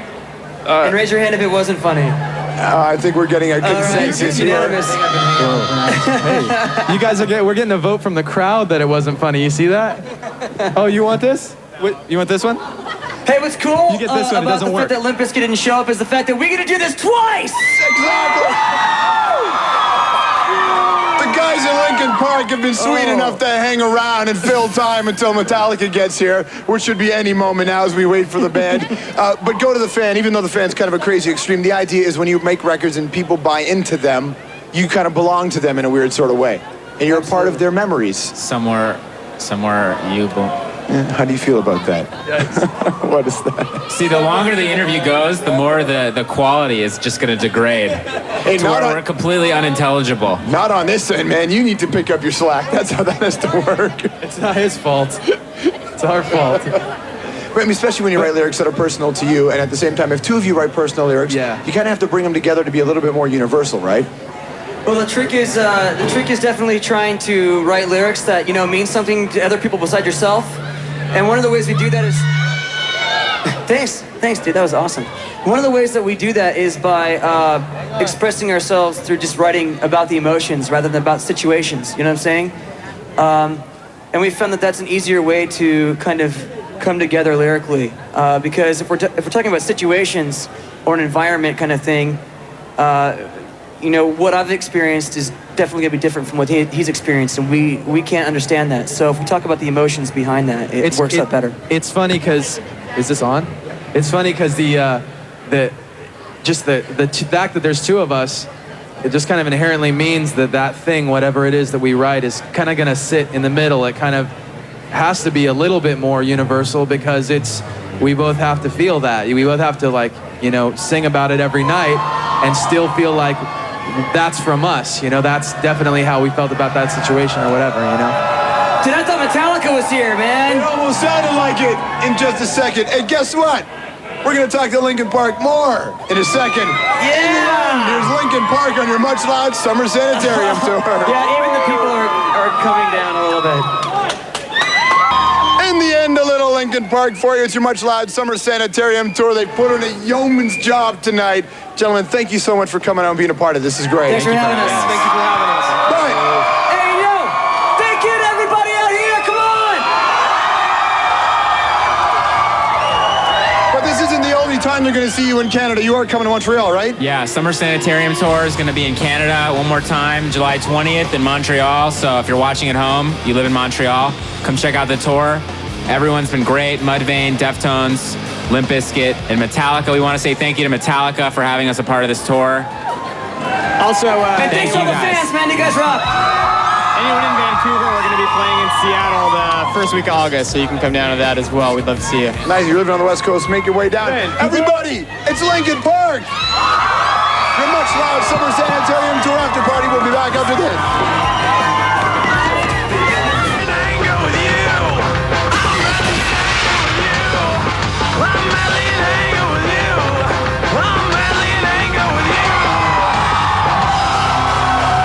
Welcome back to the MuchLOUD Summer Sanitarium after show party. This bad boy has been rocking on all night, and it's about to hit the big moment. If we look to the screen, guess who showed up in the building today? Metallica's here. Look at that. They're about to enter the building right now. You can see them making the way. Just got off stage. There's Lars. Look at that. A. Kirk smoking. Robert. James Hetfield. Metallica makes their way into the building through the security entrance. We'll find out which way to go. In a few moments, you're going to enter the MuchMusic environment, and when that happens, you know. I don't need to tell you what Metallica has accomplished in their career. We're talking 20 years plus, selling records, but better than that, redefining what metal and rock and roll is all about. They're about to enter closer and closer. There goes Robert, who smoked for years when he was in Suicidal Tendencies, Infectious Grooves, and of course playing with the madman himself, Ozzy Osbourne. Now the new bass player in Metallica, Kirk and Lars. Look at them into the environment they go. Get ready for the crowd to go crazy. Here it goes. Metallica turning the corner, which is different than turning the page, of course. And now they go into the MuchMusic environment. In seconds from now, the greatest metal band in the history of the genre is going to be on this very stage. And just get ready for the audience to lose whatever it is in them when Metallica comes around the corner. They got a new record out right now. It's called Saint Anger. It's a return to the raw for this band. A lot has gone on with Metallica throughout the years. Certainly in the last 3 years, things we're going to talk about with them. You can email and you can phone, and here comes Metallica.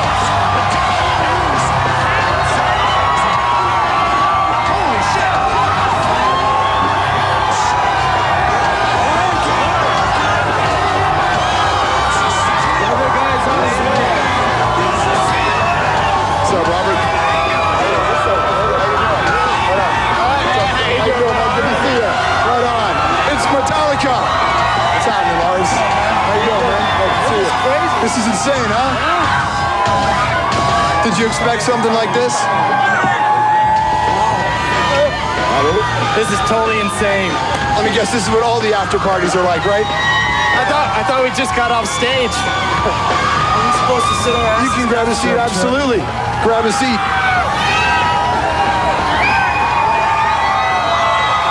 Give it up for Metallica.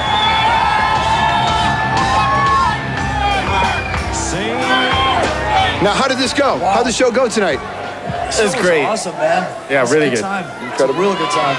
Yeah, it's second awesome place to play because it's all dark and stuff. It's a great, that sounds like the right environment for Metallica. It's nice playing in the dark, you know? We enjoy that very much. And you know, it's really nice to be back in Canada again because it's been too long. It's been a while. Oh, yeah. Oh, yeah. This is a country that you guys have done really well in for a long time. I remember you were selling out stadiums here way before there was a radio playing you guys. Yeah, you know, we love Canada, and for everyone's information, the album already went double platinum. Fucking great. It's incredible. So, I mean, you know, putting the Summer Sanitarium tour together, it's been a few years, you know, for this band before you got to this point with a new record. You know, going through your head when you're getting ready to get back on the road, any kind of insecurities, fears, things like that? I'm a little nervous, you know. Well, last night was the first show, and you know, when you're just doing the, you know, what the hell's going on? Let me guess, is James coming through? Oh, it must be James. That must be James. All right. Come on. The crowd is going crazy inside the Much environment. Here comes James Hetfield. Fabulous.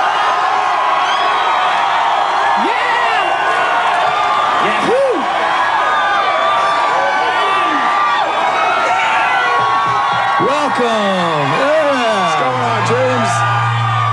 Hey, we're here. We made it.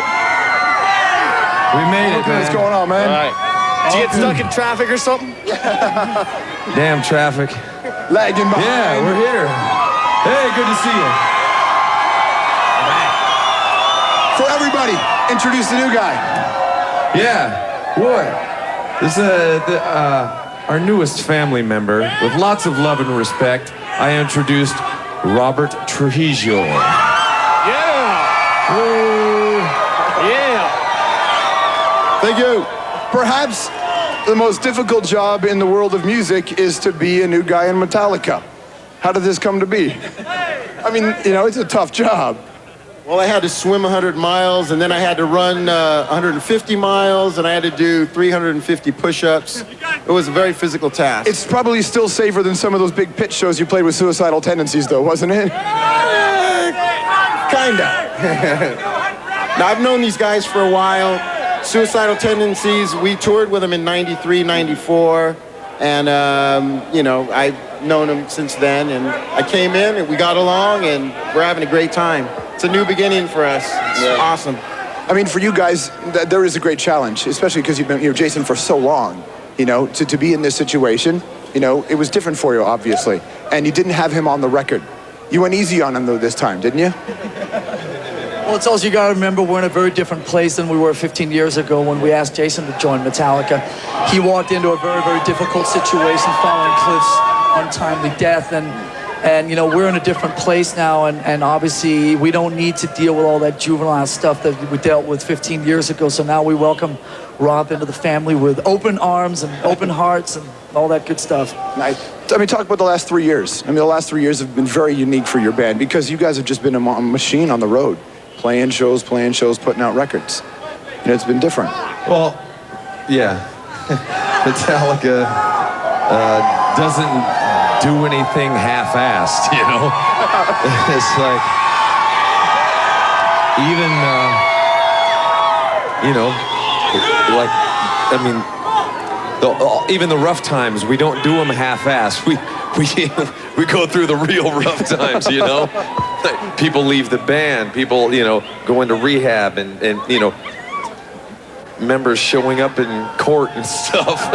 But through all of that rough stuff, we, you know, when you walk through the fire, you come out the other side stronger, and you've grown, you've learned from it, and especially through those rough times, I think we looked for friendship even deeper in each other, which helped us, you know, battle on. So, you know, we'll talk about the way the relationship has grown. You've been together for so long, and then, like we talked about, when you came out of rehab and you came back with the guys, what's important to note is you didn't get right back and start playing. You needed to work on your friendships and work on your personal relationships. So it was just talking.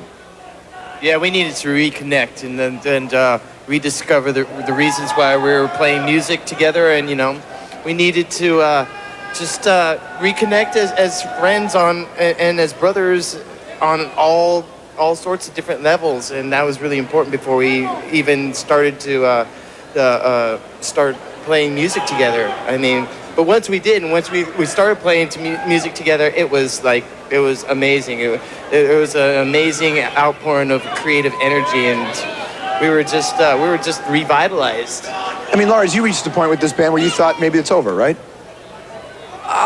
There were times in the fall of 2001 where I was not sure which way it was going to go. But, you know, me and Kurt stuck together and stuck it out and hoped for the right thing. And James came back, and like Kurt was saying, we spent a lot of time just re-getting to know each other and kind of starting over, starting from scratch and sort of patching up a lot of things from the past that we'd never dealt with. And so when we finally started making music again, like Kurt was saying, it just started at a whole different level. It was awesome. We'll talk more about, I mean, the last things have been going on the last little while, but let's just talk with Saint Anger. Sorry, I just had to stop and change the subject. This is really cool.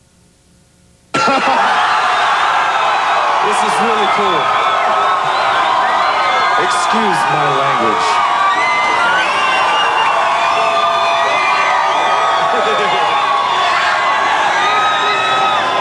Forgive me for such language. Dude, I've said much worse. It was the Saint Anger part of me. It's supposed to be a happy anger. It is. Check it out. Well, yeah, Saint Anger is the sound of Metallica when we're happy. When we're feeling good about each other, about what we're doing, we play with energy. We play with life, you know. And Saint Anger, I think, is filled with life. And there were just moments captured in the studio. Was what we weren't worried about mistakes, weren't worried about the perfect sound, you know, polishing all the character out of things. We went with the moments, and the moments showed up in Saint Anger. And that's a difference for this band to just, and for a lot of bands to just be able to let go and say, play the record, man. Just play the songs and don't spend too much time worrying about it. Did you feel like over the last few albums that maybe you had focused too much on the other side?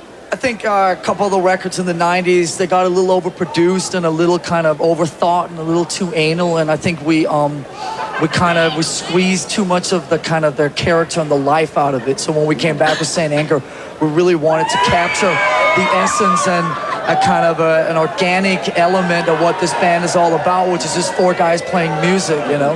And, you know, I got to say that when we talk about those dark times a year and a half ago, they seem like out here right now, I gotta say that. Seems like a long time ago. Yeah!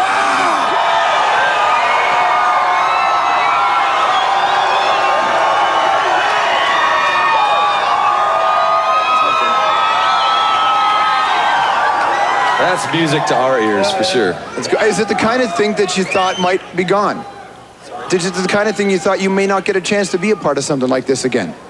You know, I appreciate every single second that we're out touring and traveling and doing interviews and appearing in situations like this. I mean, because, like you said, a year and a half ago, I mean, we thought it might be the end, and we'd never be able to like hang out with all these great people here. You know? I just wish that every interview that we would do would have this kind of energy. You know you can come back whenever you want. Yeah, these are the moments that you bank. You take them, and you know when you're going through a rough time, you know they're going to get better. What did it take for you to give these guys a call and say, look, I have to go away? And moreover, what did it take for you to say that to yourself? That was difficult. So difficult. Because Metallica was always the thing that dictated all our lives, you know? And there wasn't time for us individually to take care of ourselves. And I felt like I was really stuck in a position where I can't continue like this, but without going away to get healthy and find out what I need to do for myself. I couldn't be in Metallica. It couldn't continue that way any longer. So it's like I went away to find out what the best thing was for me, and when I come back strong and full of life, that's how I can contribute best to Metallica. And wasn't Metallica a great way to run away from everything else you guys were supposed to deal with in life? Absolutely. That's why we started playing music. I didn't want to work. Rock and roll to begin with, right? Yeah.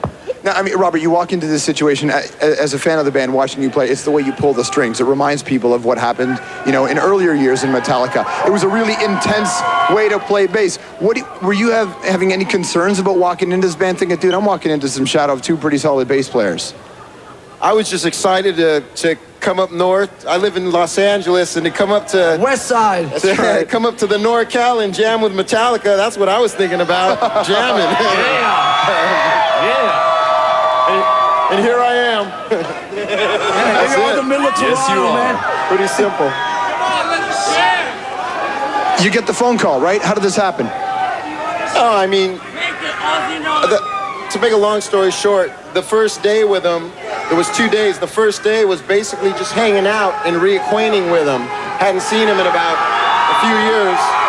So we just talked and became friends again. And then More conversation. And then we jammed, and it felt so good. That's why we're here right now. We're going to talk about hitting that moment. Let's go to the crowd right now. Matt has a question for Metallica. Oh, look at the shirt, too. Dude, fire away. I just wanted to know how you guys mentally and physically prepare yourselves to go on stage and do a show. Good question. Yeah. I presume it's different than you used to do it. Yeah. Yes. Yeah, we prepare a little longer than we used to. 15 years ago, it was like, let's have a couple beers and get on with it. Now it's like we sit down and actually do, like, you know, some stretching and some warm-ups and, you know, these old tired limbs and backs and necks that we all possess here. We sort of give them a little bit of a workout so we can try and be around and do this another 20, 30 years, you know? And take vitamins. Vitamins, that's the way it always happens, I'm sure, right, with the band. This is, I mean, to be able to it's funny, 20 years later is when you guys catch your second wind, which is kind of unique. I think it's great. Rather than, you know, 5 years, why not 20 years, you know? It's all about surfing, fast cars, tennis, and Mexican food, man. Yeah! In that order? Sounds like the staples of life. You need to have that kind of balance. With Hood Rat here joining the band and with everything that we went through the last couple of years, without sounding too cornball about it, it really does feel like a complete revitalization of Metallica. And you know, you're the other station in America, the other MTV down there, they gave us this icon thing a couple of months ago, and it was so strange to kind of sit there and be asked to do that because we still feel that we're on top of our game and we still feel that our best years are ahead of us. Yeah, dude, it looked like a eulogy. You know, and when I saw it, I'm like, you guys were sitting there back going, well, we're not dead yet, man. We can do this. There was some fear of the here's your gold watch, go lay down. You know. Nice. No, Go right into the fucking sunset. Yeah, extremely cool to be up there. We took the word icon and changed it. We wanted it to be, you know, here's some people who you have inspired, and by seeing that, we got inspired back. It was really cool. All right, everybody out here, don't go anywhere because we're coming back up. But for now, why don't we head inside? Yeah! Inside. Hey. Everybody, are you ready? Come on down, fellas. We will be back. It is, of course, the MuchLOUD Summer Sanitarium after party. You have a chance to get involved, so make sure you send an email, get on the phone, and give us a call. Come on, man. How many times do you have the opportunity to talk to the guys in Metallica? On the Summer Sanitarium tour, they play tonight in Toronto. There's some old school, eh? It's Metallica!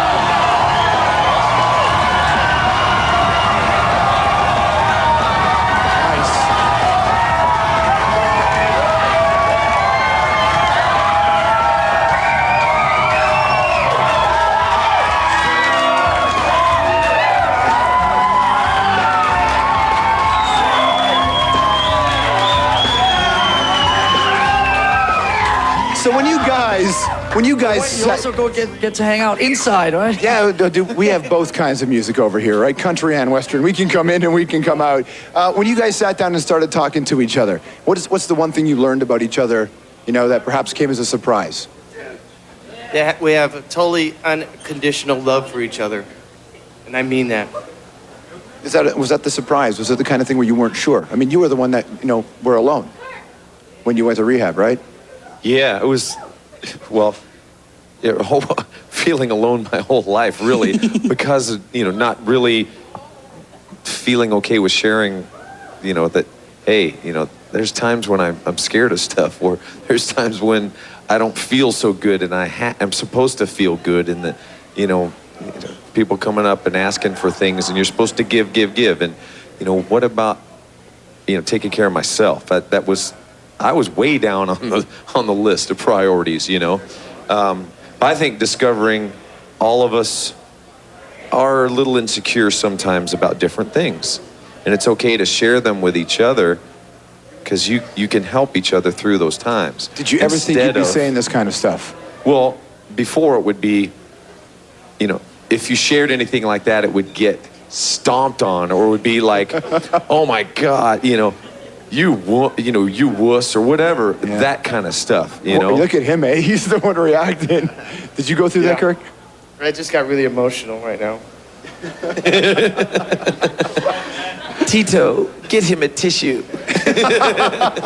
It's not going to turn into that kind of band, is it? Hopefully not. It'll be the Jacksons in a few years. No, it's just really cool to be able to be that way with each other now. And we're sitting there looking at other bands going, man, check them out. I mean, they're high-fiving, they're doing all this stuff together, and it looks like they're having such an awesome time. Is there something wrong with us, or what's going on? Are they full of stuff, Or can you say, well, anyway. Yeah. What? Okay, are they full of shit? Or are we just missing out on something, And it was, sharing struggles with each other. I mean, it's, with the death of Cliff, you guys went right back out on the road. So you didn't get a chance to grieve, in the way that I think a lot of people do. Also, you gotta remember back then we weren't capable of doing that because we were 22 years old, and the only way we knew how to deal with anything was jump in the bottom of a vodka bottle and just drown our sorrows. And so at that time we just weren't equipped to deal with it. So you gotta kind of let nature take its course, and when you get to a point where you're ready to deal with those issues that are unresolved and all that stuff that you've never really taken on, it'll happen. And in some way, Jason leaving the band, that was the time out that we needed to sit down and deal with stuff for the first time in 20 years of Metallica. Everything in Metallica had been moving so fast. Albums, tours. We never slowed down long enough to just go, hey, wait a minute, how are we doing? What's going on here? And to be able to come out on the other side of that, this reinvigorated, and have a record like this and have Rob in the band and so on, it's just an awesome thing. Something we talked about earlier was the fact that, with Jason for all those years, there were some great moments and all, but there wasn't that ultimate connection, was there? There was some things were missing. We're getting way deep here. I gotta know, man. About the show. I don't care if you wear boxers or briefs. I want to know about this. Well, it's easy. I mean, hindsight is always easy. It's easy to say, oh, that was that, or that could have been better, or that. But it was as good as it could have been, or it was as good as it was supposed to be, There are no accidents. There are no kind of coincidences or whatever. Things are happening for a reason, and that was how we were at that time. That's how we connected, and that was as much as we knew. Who got the call from Jason, or management, or who made the call?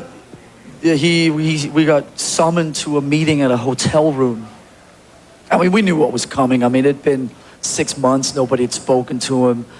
James and Jason had a couple spats, and I mean, we knew what was going on. It was just a matter of were we able to sort of give it another chance? We asked Jason and said, look, can we give this a shot and try and work it out?